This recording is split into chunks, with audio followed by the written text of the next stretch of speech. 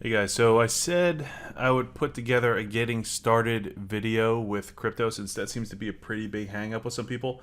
If you watch the other Loom video that I did in the group, it goes into a little bit about blockchains, but I don't really dive into getting started. The fact of the matter is it's going to be a little bit different depending where you're located. Here in the US, we're actually probably more limited than a lot of areas. Our main options are right here on Coinbase.com, and the other real option is Binance.us. There's also FTX.us, but FTX.us is pretty limited in comparison. And honestly, Coinbase and Binance.us are both extremely limited as well in what you're actually available to get into. But either way, getting started, I 100% recommend you get signed up with one of these platforms. If you know somebody who's involved, I recommend getting an affiliate link. I know affiliate links sometimes have a bad rep, but in this scenario, it actually will benefit the affiliate and yourself. A lot of these crypto sites tend to give away free crypto when you are referred into them.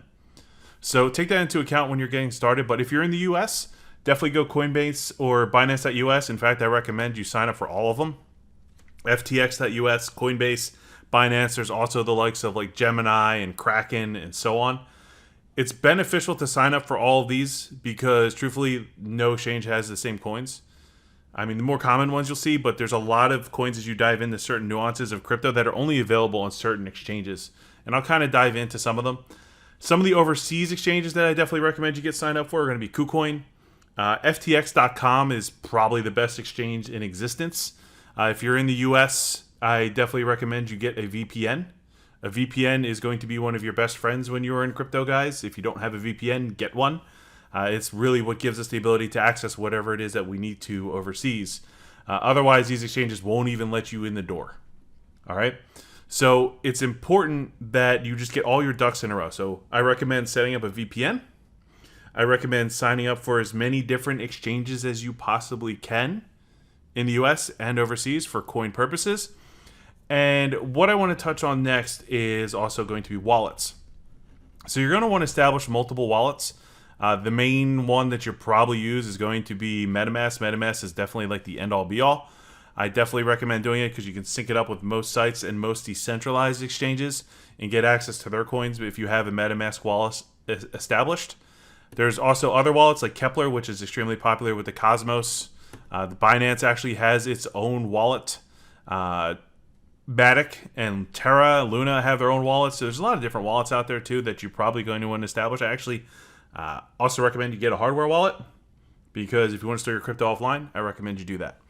So let's dive into a little bit more of what you need to do here. So some of the games, if I'm talking NFT games or play to earn games or any crypto in general, the odds are is that they're going to be played on specific chains. So to touch on specific chains, what I want to kind of go over here is what you'll see here in my MetaMask wallet. So I have the Ethereum mainnet, which is definitely going to be the most common one. This will already be established when you set up your MetaMask wallet. Ethereum operates on the Ethereum blockchain. All right. It's also the one that is known to kill you with gas fees, which is why everyone else has started pivoting over to the Avalanche blockchain, the Polygon or Matic blockchain, and the Binance blockchain, or Binance Smart Chain, should I say. So it's important that you have all of those established in here. You see I have the Smart Chain and Avalanche in here. I don't have Polygon set up on my MetaMask on this PC. I have it set up on my laptop, but it's easy to really just get that established in here. It's just a matter of just Googling the different blockchains, and you can literally just add them into your MetaMask so they're available when you need them. I'm not going to get into those details right here. Realistically, guys, Google is just your friend when it comes to doing that kind of stuff. So it's important you just take advantage of it when it's there. So what do you do? How do you really get started? So once you're signed in to Coinbase, let me see if I can just sign in here seamlessly without having to do too much. I don't have a lot in my Coinbase account right now. So definitely going to want to set up your authenticator, guys. Two-factor authentication is one of the most important things when it comes to crypto. All right. So just to use Coinbase as a base example, when you're coming in here, you'll see, like I said, I barely have anything in here. It's all literally just free coins. Coinbase will give you free coins for doing like little quizzes and stuff, which is pretty sweet. So basically, there are a few coins that I would recommend anybody buy, just to start out. if you're into Bitcoin, go ahead and buy Bitcoin. Otherwise, I don't really recommend Bitcoin for the start. Ethereum is going to be my main go-to for something that you need to buy out of the gate, because it is going to be the one that is pretty much utilized everywhere you go. You also have Avalanche right now, which is important in the space. And you have what you guys have seen in some of the groups is BNB. So BNB is not purchasable on Coinbase. All right, you could track pricing and stuff on here. So if you go to buy and sell, you can go in here and select the coins that you can buy. I'm pretty sure, yeah, BNB is not in here. That's because it's Binance's coin. So odds are Coinbase will probably never pick that up, as nice as it would be. But just to reiterate here, this is where you can pick up any of the coins that you can buy on Coinbase. And Coinbase and Binance US, one of the things that's important you set these up, because these are the spots you're going to go for to buy spot. For those that don't know, buying spot is literally when you take your debit card, or technically your credit card too, and you buy coin. All right, so you're using US dollars to go out and buy the coin. That's essentially buying spot. Everything else is generally traded in crypto directly. So if I want to get Avalanche, I would go in here and I type in Avalanche. And I would come in here and just type in the amount. You can see the max that I can buy daily. I would just type in what I want. It will sit here and calculate it for you. It'll tell you the fee, because there's always going to be a fee. And after you buy it, you will then see it come into your Coinbase account. The one caveat when you buy spot, guys, be prepared, is they're going to hold it. So while I could take that Avalanche and trade it while I'm on Coinbase, I'm not going to be able to send it off Coinbase for a couple days. All right, same thing for Binance. If you buy spot, they're going to hold your funds. All right, so just be aware. If you're trying to do something quick, it might take a little bit of time if you don't already have the crypto in place to transfer it. That's why it's so important you actually have something set in place, and you have that like Ethereum or Avalanche and stuff sitting there that you can just swap around as you need. So please take that into account when you are doing this stuff. Next. Centralized exchanges. I want to reiterate what the differences are here. Centralized exchanges are what you're looking at. It's Coinbase, it's Binance, it's FTX, it's KuCoin. They're any exchange that you can go into and actively sit here and like trade. All right? And you can literally just buy and sell all day long in these exchanges. And the exchanges handle all the transactions in-house. For those of you that are aware of how we primarily have been operating, it's decentralized. Decentralized exchanges pretty much give access everywhere, and that's when you're looking at stuff like PancakeSwap. And PancakeSwap is a decentralized exchange. If you've heard of Uniswap, I don't know why I didn't. There we go. You got your Uniswap, you got SushiSwap. All of these are DEXs. And decentralized exchanges are effectively what give us access to just about anything we want, usually, if a coin has not been listed on a main exchange, which with the games that you primarily play right now, they're not going to be there yet. So I want to show you how you find this stuff out. And I know some of you use CoinGecko. I prefer CoinMarketCap. Time Wonderland is a coin that I am involved in pretty heavily. And if you come in here and I scroll down, you can see where you can get it. This is going to tell you pretty much every single time where you can get whatever coin it is that you are looking for. So like, for example, if we look at crypto cars.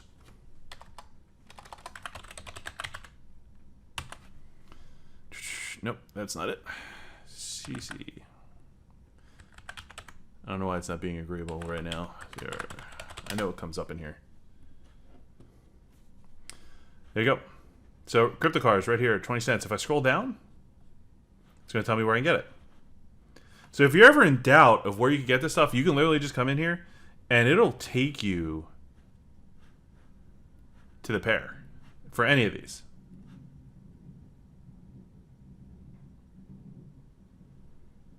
All right. So just keep that in mind when you're trying to do this stuff. You're trying to buy any of these games. If they're already listed on here, I think Crypto Miner just got listed. Yep.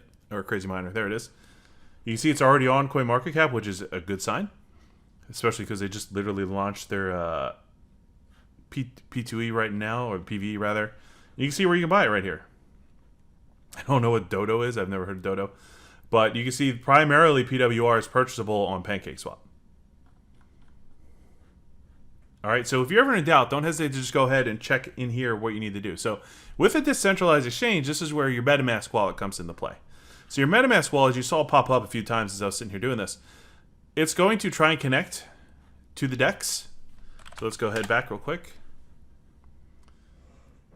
I'll switch. It'll be on the primary stuff. You see I only have a little bit of BNB here, but if I want to swap for cake, don't ever do max, by the way. Just as an example, though, you can sit here and hit max, and it'll tell you what you can buy for any coin at any time. You can see I have some garbage coins in here, like D1R. I don't think this thing's even worth anything anymore. What can it get me? Look at that. 0.005. This was a meme coin that we were hoping would take off at one point, but it ended up dying. So you get a perspective here, like random coins you will just find in existence. So it's very careful that you are proactive in vetting what it is you are trying to get into when you're doing this stuff. All right. I saw some mentions in Discord of people potentially being scammed. Guys, don't ever follow messages in Discord. That's another word of advice in the crypto world. If people are messaging you, just ignore it unless you know them specifically. Okay, if you get random messages, don't trust anything. People will try to get you to connect your wallets. I know people that have gotten their wallets wiped because they connected to some fishy stuff where they got scammed in that scenario. Okay, so it's important just to keep that in mind. Just don't. Okay. Where am I going with this? Next.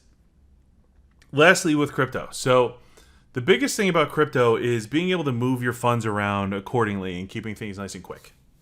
All right, that's one of the things that brings the power to crypto itself is how fast you can move things back and forth. So it's so important that you have all your ducks in a row, like we're talking about right here, and get these basics foundations set up, because once the basics are set up, there's not much you really need to worry about.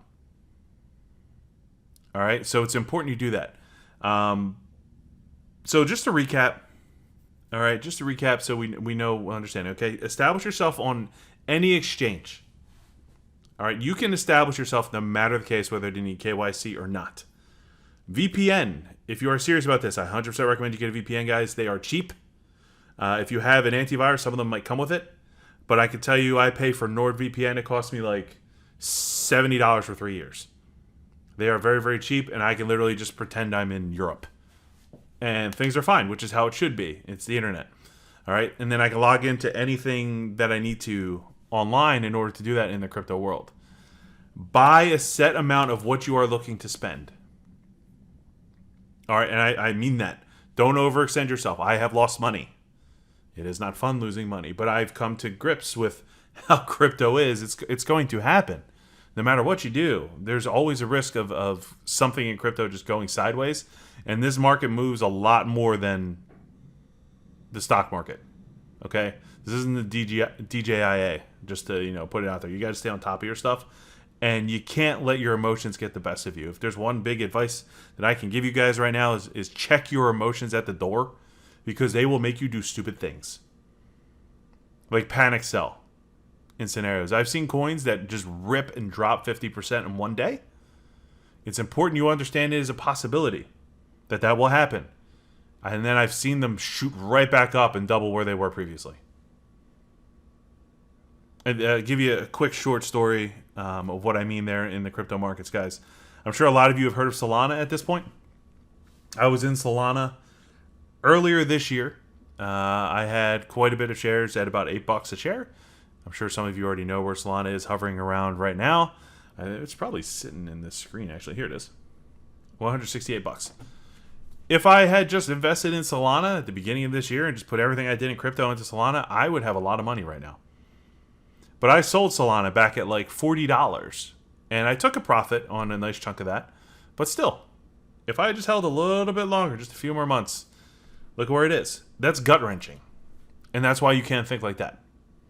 All right, I kicked myself knowing I had a handful of Bitcoin a couple years ago. So just take that to heart. Don't let your emotions get the best of you. Check them at the door to the best of your ability. This is why it's so important you put rules in play when it comes to gains and losses. In crypto in general. Same thing for games. I know in a business sense you want to invest the money that you get, but it's also important that you try to get your investment back and then operate on house money to the best of your ability. It's so tempting. Trust me, I know.